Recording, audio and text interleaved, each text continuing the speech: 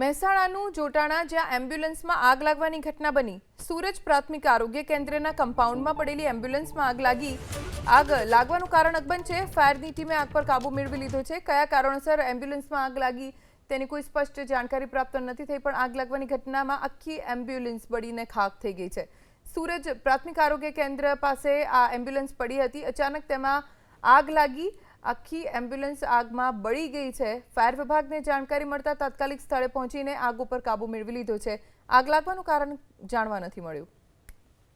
આગ લાગવાનું કારણ અકબંધ છે। ફાયરની ટીમે આગ પર કાબુ મેળવી લીધો છે। કયા કારણોસર એમ્બ્યુલન્સમાં આગ લાગી તેની કોઈ સ્પષ્ટ જાણકારી પ્રાપ્ત નથી થઈ, પણ આગ લાગવાની ઘટનામાં આખી એમ્બ્યુલન્સ બળીને ખાખ થઈ ગઈ છે। સુરજ પ્રાથમિક આરોગ્ય કેન્દ્ર પાસે આ એમ્બ્યુલન્સ પડી હતી। અચાનક તેમાં આગ લાગી। આખી એમ્બ્યુલન્સ આગમાં બળી ગઈ છે। ફાયર વિભાગને જાણકારી મળતા તાત્કાલિક સ્થળે પહોંચીને આગ ઉપર કાબુ મેળવી લીધો છે। આગ લાગવાનું કારણ જાણવા નથી મળ્યું।